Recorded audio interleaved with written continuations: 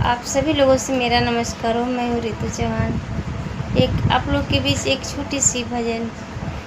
शंकर जी के काला काला जटवा हो, ओमे बह गंगा धरवा।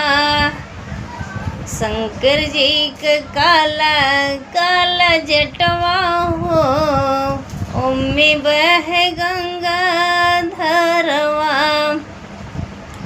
वही में नहान राम लक्ष्मण हो, ओमे बह गंगा धरवा।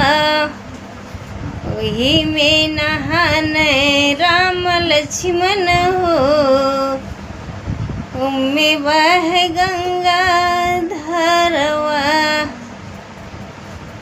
शंकर जी का काला काला जटवा हो, में बह गंगा